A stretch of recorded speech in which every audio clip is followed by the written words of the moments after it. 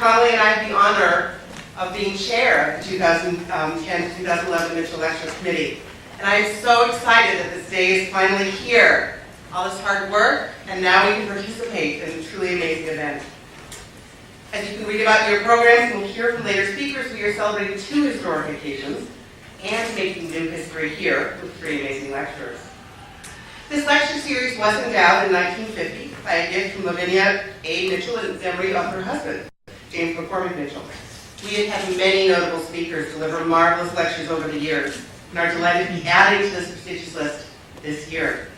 Thank you all for coming to this 2010-2011 Mitchell Lecture series. I would like, first of all, to recognize the esteemed members of the judiciary who are here today.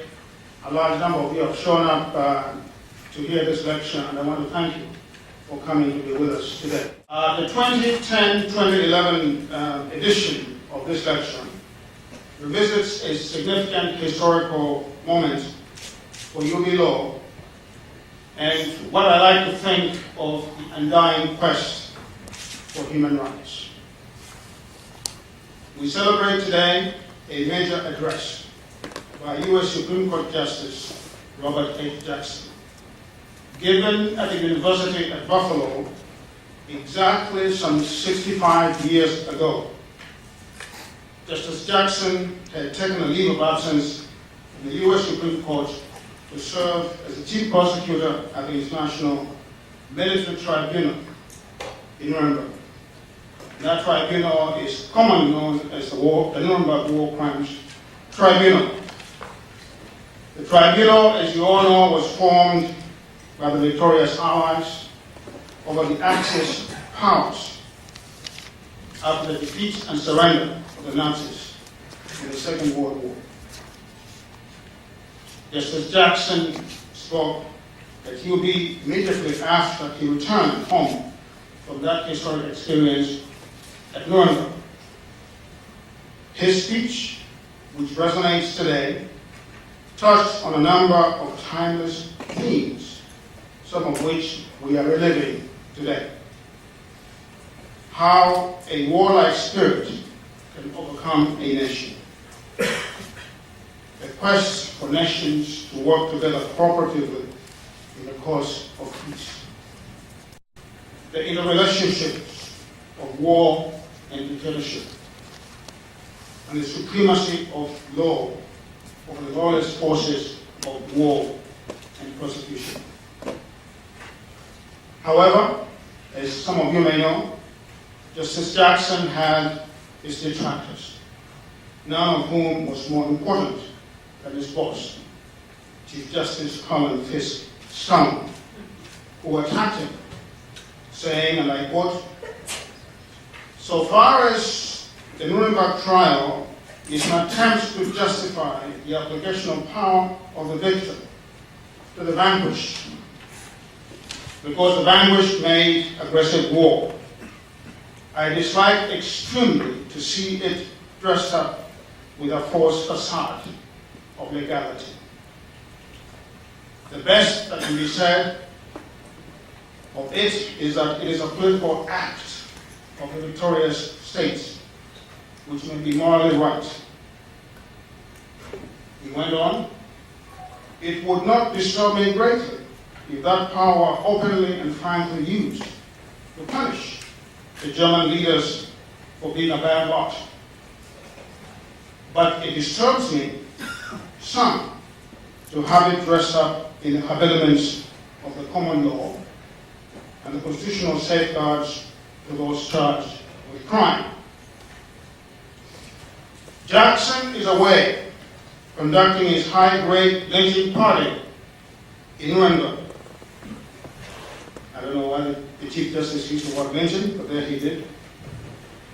I don't mind what he does to the Nazis, but I hate to see the pretense that he is running a court and proceeding according to common law. This is a legal too sanctimonious a fraud to meet my old-fashioned ideas. End of quote. Of course, Justice Jackson's view and his life's work will be vindicated some 70 years later in 2003 in the establishment of the International Criminal Court, a permanent war crimes tribunal to try the most heinous crimes known to man. I leave it up to panelists to arbitrate between Justice Jackson and his boss, Helen Fisk Summerall. This event today also marks a second anniversary as well, the 60th year of the Mitchell Lecture Series, whose first installment featured none other than Justice Jackson, speaking in 1951 on the subject of wartime security and liberty and the law. It's a rich subject that we're going to be hearing today from our panelists, and I hope that we all participate fully in it. Good afternoon. Let me begin by joining in the thank yous, because there are many here that are richly deserved. I begin with Dean Matua for the generous remarks and for the sponsorship institutionally and his leadership, Professors Kim Connolly, Alfred Konevsky, Tara Melish, and their other colleagues and students who carry the Mitchell tradition forward in this lecture series and carry the great tradition of this law school forward. I'd like to thank James McCormick Mitchell and his descendants. His name is on this lecture, and the descendants include his law firm, Phillips Lytle, represented here today. And I wish to thank this great formative city of Buffalo, which is a large part of what we're talking about. Particularly this great University of Buffalo, historically and today in the New York State University system, including this University at Buffalo School of Law. And my friends here in Buffalo and Erie County and Chautauqua County to the south, and much more widely, who are leaders in the work of the Robert H. Jackson Center. Also the bench, bar, teachers, and students at Buffalo have my thanks. I think my friends Eric and Mary, they are both superb scholars. They're high on the list of best friends who you don't get to see very often in my life, and so this is a personal pleasure to have them here. Mary is a leading light in so many ways. If you're not a customer and a regular visitor to the Legal History blog, is one place to glimpse her work. Make that part of your habit. Her book that's coming out, I think we'll get a preview of this afternoon. Eric is many wonderful things, and in addition to all of his legal skills, he's a rock star, but that's a different story. And go to YouTube. I'd also like to thank the ghosts of some legal giants, Buffalo legal giants, who are here with us, or at least connected to our presence this afternoon. They include, and I wish I had time to do justice and explain who each of these is, Thomas Penny, Henry Killeen, John Lord O'Brien, David Diamond, James McCormick Mitchell, Judge Charles S. Desmond, Manly Fleischman, Daniel Kennefet, Dean Francis Shea, Professor and then Dean Louis Jaffe, Justice Philip Halpern, General William J. Donovan, Philip Wixer, and many, many others. Now, I don't wish to date anybody, but for people of a certain age, I've just recited the starting lineup in the legal all-star, not just Buffalo or Western New York, but I think profession of its era, and their echo connects to the Jackson story and what we're doing here. And I add one more name, singling him out because a very special place on this roster, which I will discuss, belongs to Justice and later Judge Charles Brown Sears, whose actions across 3 decades made possible so much of what brings us together this afternoon. We commemorate here the second of Buffalo's Robert H. Jackson 3 major lectures across one huge decade in the history of this country and the world, which he delivered here at the University of Buffalo. The last of those 3 Jackson UB lectures, widely known, was his May 9, 1951 inaugural Mitchell Lecture. And I think both Eric and Mary will be addressing that in their remarks.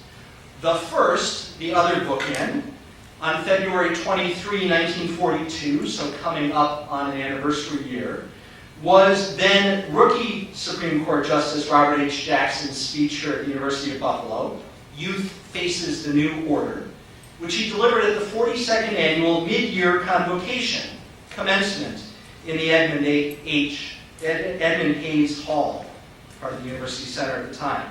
Perhaps we will all be back here in February to commemorate the 70th anniversary of that compelling speech, in which Jackson, personally and intrinsically pacific and no warrior, speaks as a high official of a country newly at war, facing very candidly the uncertain and perhaps bleak prospects for the future in that winter of 1942. Between those bookends, 1942 and 1951, is the second of Jackson's University of Buffalo lectures. It is, of course, the Mitchell Lecture that occurred 65 years ago today, October 4, 1946. Jackson, who wrote all of his own speeches and judicial opinions and articles and letters and fishing trip reports and you name it, gave that speech no title. I think it did not need one. Who Jackson was and where he had come from immediately at that moment, the just completed Nuremberg trial, was obviously his topic. And it was part of what made his speech at that centennial convocation at the University of Buffalo so electrifying to its audience and so very significant in its time. Now, in this lecture, I will chart three paths as we consider Justice Jackson's path back to Buffalo. The first is Jackson's path to Nuremberg. The second is Jackson's two paths to Buffalo, one for the 1946 speech and one earlier. And the third is the general Jackson path that he discussed in that lecture, the path of law and education. And then I will have three concluding thoughts. Let me begin with Jackson's path to Nuremberg. It begins here, out there, in a farmhouse on the banks of the Broken Straw Creek in Spring Creek, Pennsylvania. That's where he was born in 1892, in rural beauty and isolation. You see the New England architectural style. His forebears were Connecticut Yankees who come west and settled and cleared land and built log cabins and worked their way up to building this house. That's downtown Spring Creek on a busy afternoon, I think, in Jackson's boyhood. The hill in the background is called Eldred Hill. His mother's family was, his grandmother's family was a descendant of the Eldred chain. And one hill in that valley is Eldred Hill, and the other is called Jackson Hill. From that rural beginning, the family moved north across the New York state line, so we're heading towards Buffalo. His father was not cut out for farming. He was more of a wheeler-dealer, and he moved the family to Frewsburg, New York, a small town up the valley from Spring Creek and Warren, Pennsylvania. And Jackson attended modest schools in Frewsburg, graduating in 1909 as the valedictorian from the Frewsburg High School. That's Jackson as a 17-year-old valedictorian. Soon, after a year at the Jamestown High School, after an apprenticeship, after a year at the Albany Law School, without a year of college education, without a day of college education, Robert H. Jackson was a 21-year-old lawyer, hanging out a shingle, starting a solo practice, which became a two-man shop, which moved from non-paying clients to paying clients, and the arc went upward from there. This is Jackson in the early 20s as a member of the Chautauqua County Bar. This is Jackson that same year, looking a little smug on the left side of the photo, looking quite dapper, on vacation in the depths of winter in Puerto Rico, which tells you a bit about his economic trajectory. And this is Jackson a few years later. You can't pick him out of the crowd. You see it's the American Bar Association annual dinner meeting here in Buffalo in the Elwood Music Hall. Buffalo, the 10th largest city of the United States, was in this year the host of the ABA's annual meeting. And in the far, far back, I can't see them either, but I know from a seating chart on one of the tables you can't see is Robert Jackson and his wife Irene. And a year later, this is Jackson, again on the left side, maybe looking a little pensive because of all these overly dressed people, on his boat on Chautauqua Lake, which gives you another glimpse of his economic trajectory. Now that path is a legal profession path, and of course it's got some prosperity, which indicates some success built into it. But it also had a political dimension. Way back when he was just a year or two after that young high school valedictorian in 1909, when he was a law apprentice in 1911, Jackson's mentor, who was a Democratic committee man, a graduate of the University of Buffalo Law School named Frank Mott, took his boy Jackson with him to Albany and introduced him to lots of people. I'm sure much political handshaking occurred. One of the handshakes was 18-year-old Jackson meeting 28-year-old freshman New York State Senator Frank Roosevelt. Neither one found the other particularly memorable. Jackson, of course, was just a boy from the Boondocks. And Frank Roosevelt sure had a fancy name, but he was a feather duster, is what the Republicans believed. He embodied on the wrong branch of the Roosevelt family tree. That's what the initials stood for. And he was fancy and handsome and rich, but he wasn't going anyplace. And of course, in time, that Jackson trajectory up through the legal profession includes continuing involvement in Democratic politics, and that Frank Roosevelt becomes Franklin, conquers polio, becomes a governor, becomes a president, and as you notice, stands vigorously and grips that pole as if he barely needs it, with his protege Jackson, one person to his left. This is the early 1930s, 1935, a year into Jackson's service in the New Deal in Washington. He went to be the general counsel of the Revenue Bureau and the Treasury Department, today the IRS, Office of General Counsel. It was the biggest law office on earth. He was the chief counsel of the 200-lawyer shop, which dwarfed the Department of Justice, which dwarfed every private law firm in the United States. It was an administrative job, and Jackson had no patience for that. He liked to lawyer, and he wasn't that good at it. So he quickly sloughed it off on his deputy and began to litigate the nation's most high-profile cases, producing this and many other such indicia a year later. Magazine coverage and national headline roles. In Pittsburgh, during the spring of 1935, Jackson prosecuted the civil tax fraud case against Andrew W. Mellon, who had been the Secretary of Treasury under Harding and Coolidge, briefly Hoover, then the ambassador in London, and was either a monstrous tax cheat or a political persecution victim, depending on one's view of that case of the century. Well, the judges of the Tax Court of Appeals rendered a large judgment in Jackson's favor. He cleaned the clock of Andrew W. Mellon in the cross-examination, and Frank Hogan, the president of the American Bar Association, Mellon's lawyer, who famously said there's nothing better as a client than a wealthy man who's scared, probably was talking about that situation. And from there, Jackson went into New Deal constitutional defense work. This is the trio defending the constitutionality of the Public Utility Holding Company Act. Jim Landis on the left, and Jackson, the third fellow, has not remained as prominent. And that becomes the path to constitutional litigation in the Justice Department. By Roosevelt's appointment, Jackson's second nomination and senatorial confirmation is as an assistant attorney general. He first heads the tax division. Then he's transferred over to the antitrust division. Then Roosevelt appoints Jackson in 1938 Solicitor General of the United States, which is this beautiful desk and office. And it is a job to argue before these 9 justices. This is the court of 1937. You can see the turn has started to occur because the back row right is Justice Hugo L. Black, the first of Roosevelt's appointees. In other words, this is still the court of Hughes in the center, and Brandeis to his left, and Cardozo in the back row right, and the 4 horsemen, but the path is changing. And Jackson, as Solicitor General, argues nearly 50 cases to this court in a 2-year period and wins most of them. Then, in 1940, he becomes Attorney General of the United States. It comes with a big conference room. Jackson found this unworkably large, so this posed photo is him at his secretary's desk, because he said, what would I do with the room so large? But this is the AG's conference room. And from there, the path might have gone even higher. This is a typical headline from early 1940. Roosevelt's choice for president is Bob Jackson.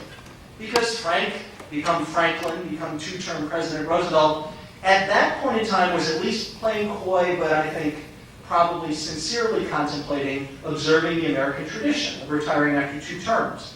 He'd broken ground in his presidential library at Hyde Park a couple of years earlier. He had signed a contract to edit and write for a magazine.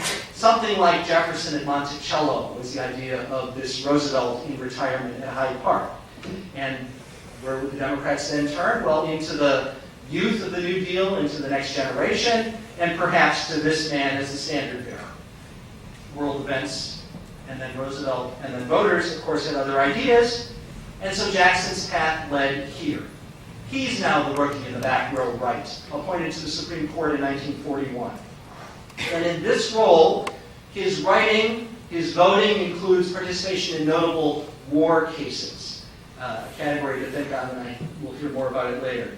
They include ex parte query, in which he votes but does not write. They include West Virginia State Board of Education versus Barrett, in which he, of course, writes for the court, striking down the compulsory flag salute. They include Hirabayashi versus United States, in which he votes as part of the court that unanimously upholds the curfew order imposed by the Army and the executive branch with criminal penalties on people of Japanese descent. And it includes Korematsu versus United States, in which he writes as one of the 3 dissenters from the court upholding the military exclusion orders for which Fred Korematsu was prosecuted for violating. That's a 4-year period in which Jackson is making a transition from advocacy and executive branch to judicial and independence. He's not extremely happy on the court. There are tensions with colleagues who he thinks don't have quite the proper model of the job, and he contemplates returning to things he loves: Western New York, law practice, etc. And again, events intervene. Franklin Roosevelt dies, and World War II in the European theater is won. And before the month of April is out, this new president of the United States reaches out to the man he personally regards, and I think it's fair to say the country generally regards, as America's finest lawyer. The request from Truman, accepted by Jackson, I think at the basic level of not so sure you like the Supreme Court anyway, and when your president asks, it's correct to say yes, is to be the chief of counsel of the United States for the prosecution of Nazi war criminals in the European theater. Focus on the date. It's late April 1945. The job coincides with the Supreme Court's summer recess. Jackson did his own writing and quickly, so his opinions were done for the term. They hadn't quite recessed, but it was coming, and then he would have some months off. And what he was told was, your country needs you to do this. There will be a stature that the United States contributes to an alliance project. There are cases ready to go. The evidence has been assembled. There are defendants who are about to be captured. And principally, this will be the trial of Adolf Hitler. Perhaps a few other co-defendants who will be captured with him imminently. Jackson says yes. He drafts and Truman signs an executive order. They both sign on the dotted line, and within days, this balloon pops in every way. There is no Allied agreement. There is no more Adolf Hitler. There is no assembled evidence. There is no legal plan how to do this. There is no prospect of doing it quickly, and Jackson is on the hook. So it turns out that he misses a full year in the life of the Supreme Court for the project that we call Nuremberg. That's the first path. Let me turn to the second path. 2 paths, really. Jackson's paths to Buffalo.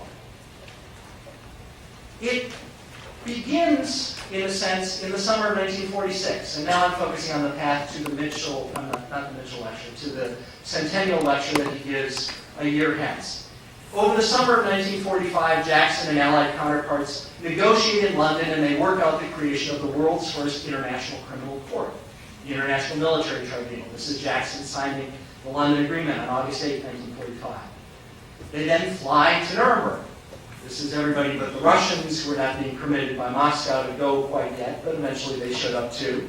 You notice the sexism of the time, and I want to note the theme that runs through my list of lawyers and this photograph and etc. was the reality of the man's world, which was the distorted and excluded world of Jackson's time. But one State Department lawyer is the woman in the skirt, one of Jackson's principal aides, Catherine Fike.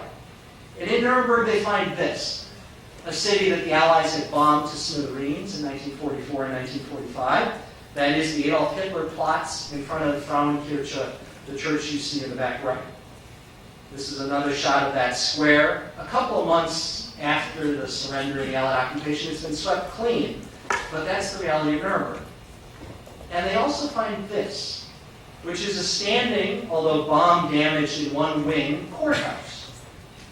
And behind it, as you see in the half-wheel and spoke, it had an incredibly important additional feature, a surviving sizable prison.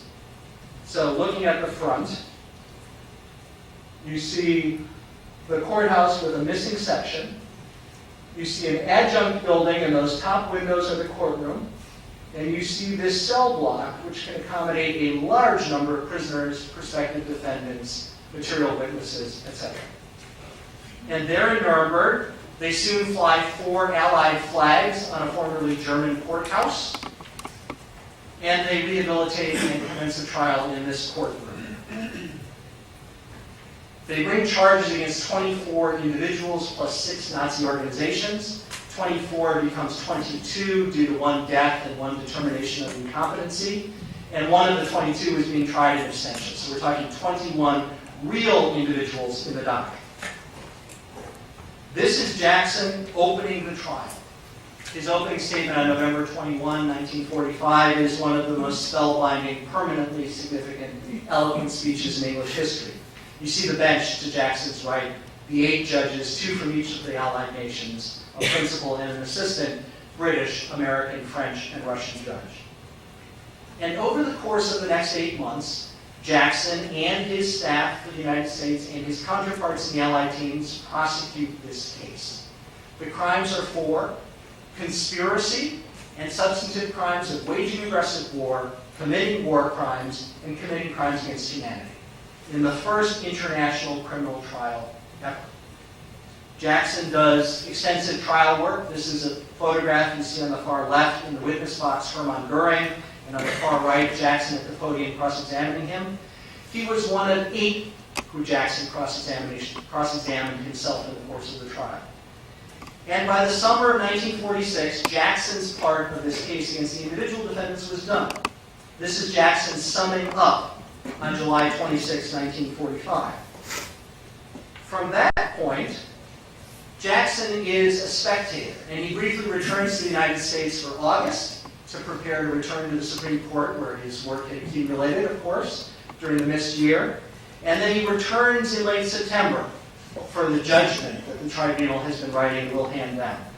He didn't save his ticket stubs, unfortunately, so this is a British prosecution stub for the final judgment, which was returned, and you have to focus on the compressed dates here, on September 30 and October 1, 1946. On October 2, Jackson landed back in the United States. This is a photograph of him taken at National Airport. You can see the headline on the Washington Post, Goering, Ribbentrop, others, von Papen, 2 more freed, etc. You can see at the top that it was published on Friday, October 4, 1946. But by that point in time, Jackson wasn't even in Washington anymore.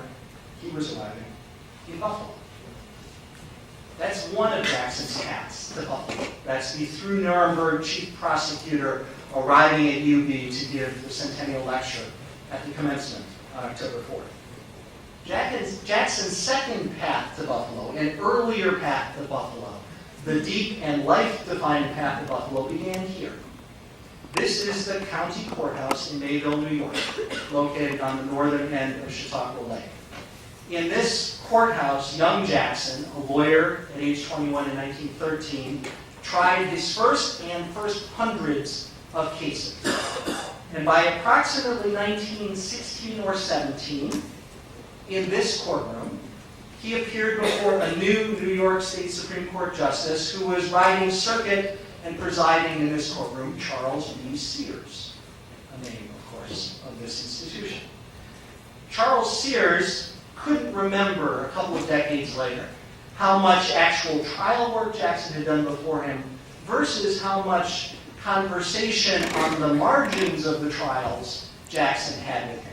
What stuck in his memory was conversations outside of court, where this young man impressed him as extremely deep, extremely talented, extremely interesting.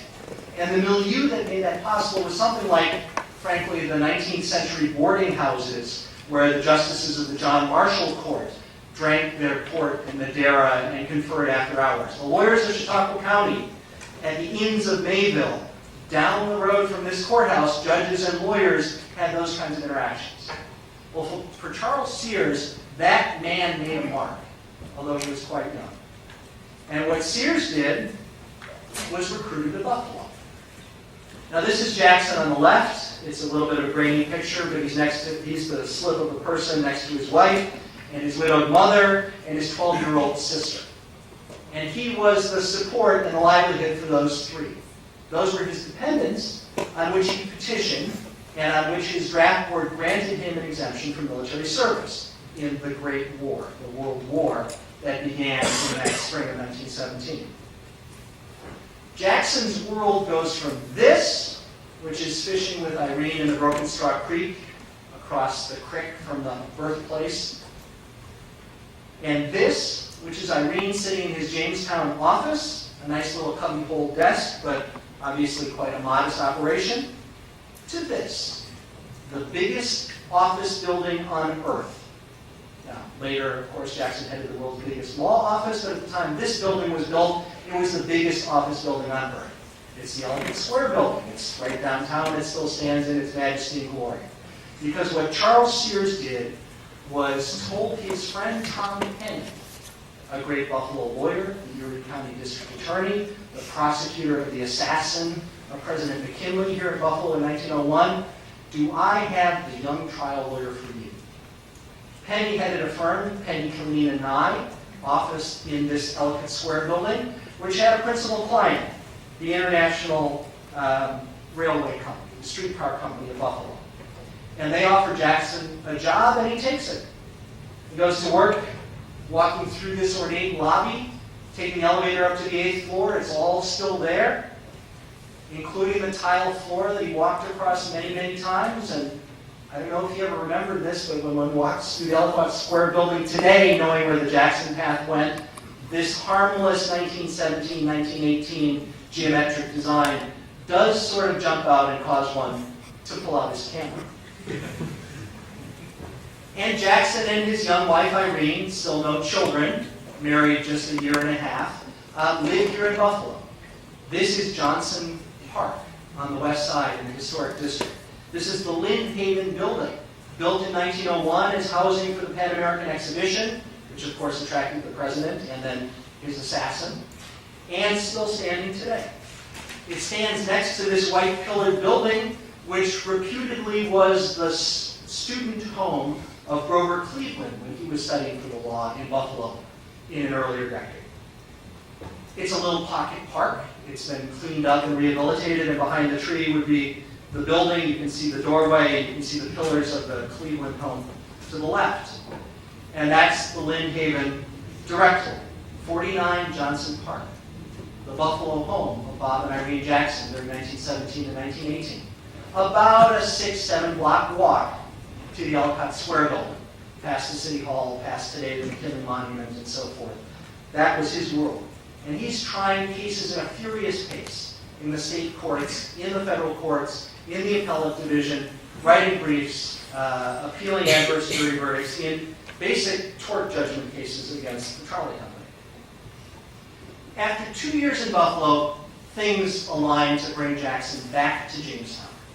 One thing that's happened is that influenza is piling bodies on the curbs of Buffalo. That's the fall of 1918. Another thing that's happened is that Irene Jackson is now pregnant with her first child, William, born the next July. A third thing that's happened is that the Corporation Council of Jamestown, appointed by the Republican mayor, has been drafted to Washington for a federal appointment, creating a vacancy, causing the mayor to reach out to the best young lawyer he knows to pull him back from Buffalo.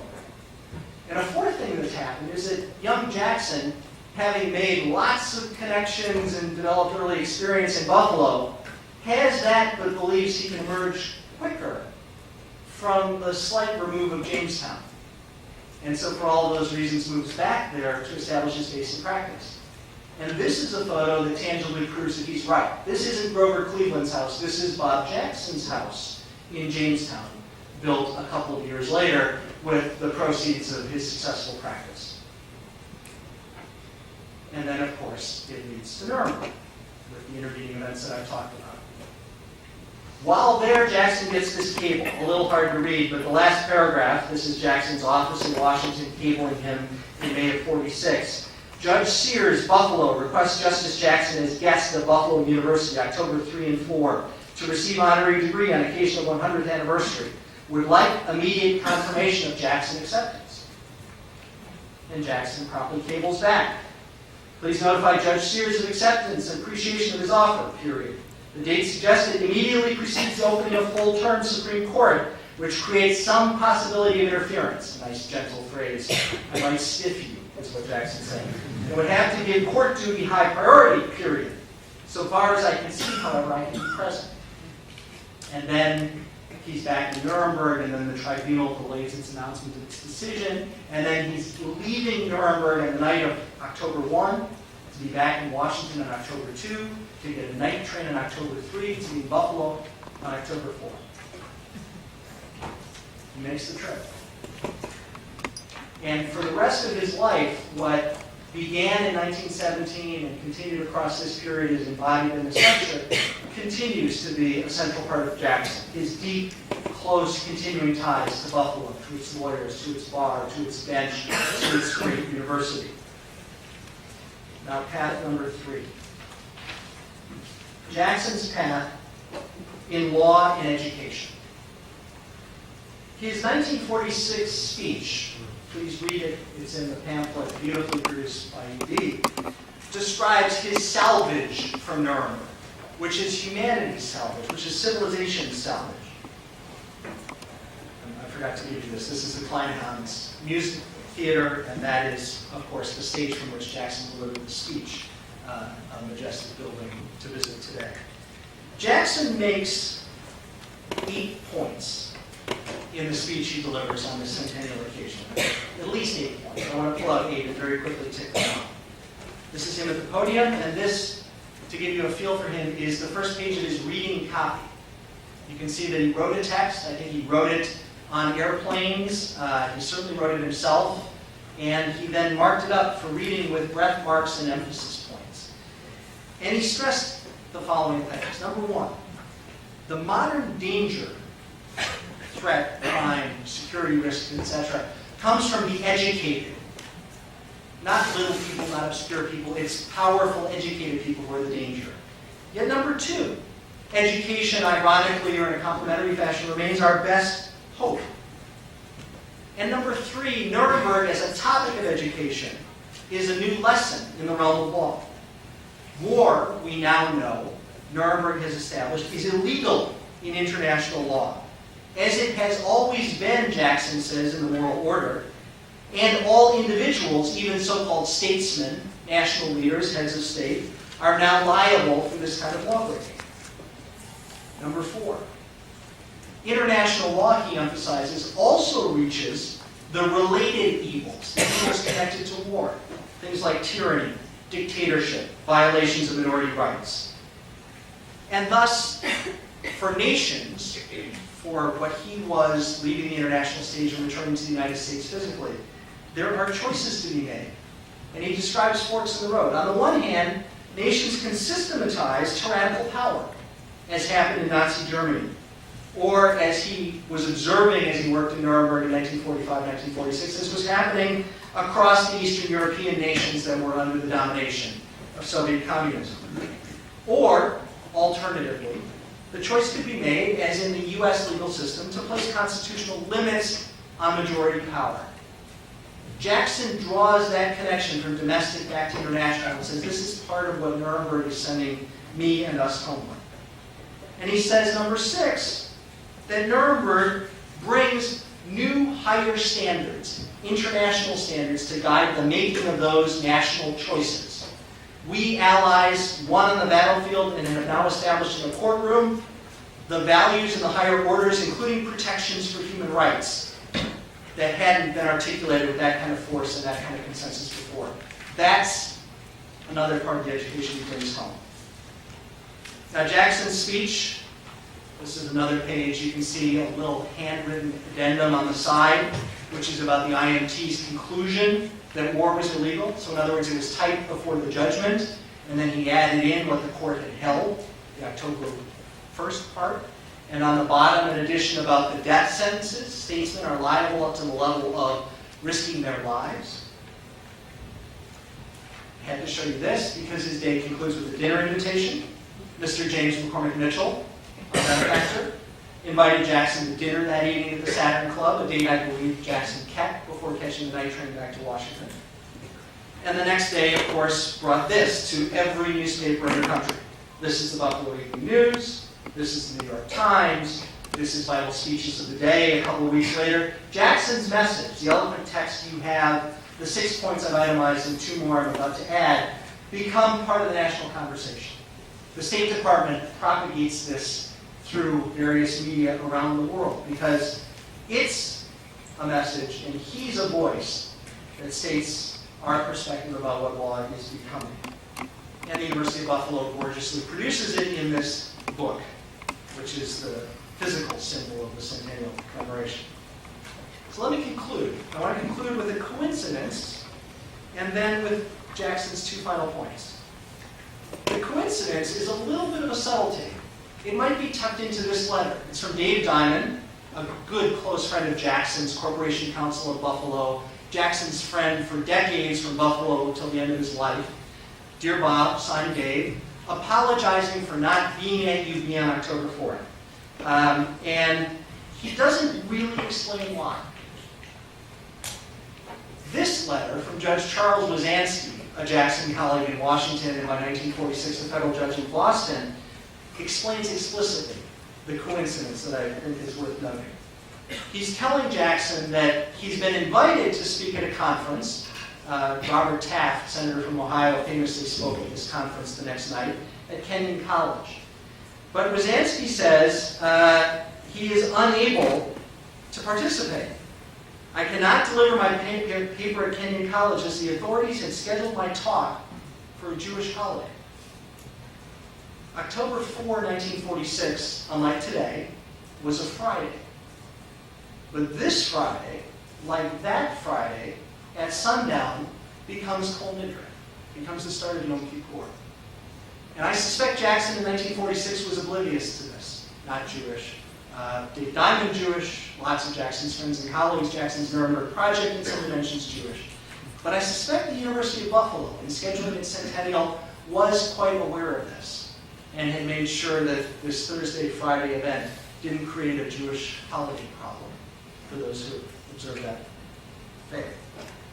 Now, the rest of Jackson's life is the Supreme Court. The rest of Jackson's life is Nuremberg. And the 2 last parts of his 46th speech that I want to point to as I leave you with this tableau of him and his smiling colleagues on the Supreme Court are the following. The first is Jackson's long view. This is point number 7 of his Nuremberg project. I won't quote it because his words deserve your direct reading. But read the final paragraph in the pamphlet of Jackson's October 4, 1946 speech. It's about Nuremberg coming to have its meaning long after Jackson's time will have passed. And of course, here we are. And here we are at the University of Buffalo. Because point number 8 is a sentence tucked earlier in Jackson's speech, which I think also should jump out at you. UB is a site that, of course, he's speaking at in the music hall at Kleinhaus, but also as a center of learning and education that matters to Jackson. And this phrase reaches us 65 years later. The Nuremberg trial is not unlikely to influence legal thought in this institution's 2nd century. And of course, here we are, which is a great honor. Thank you very much.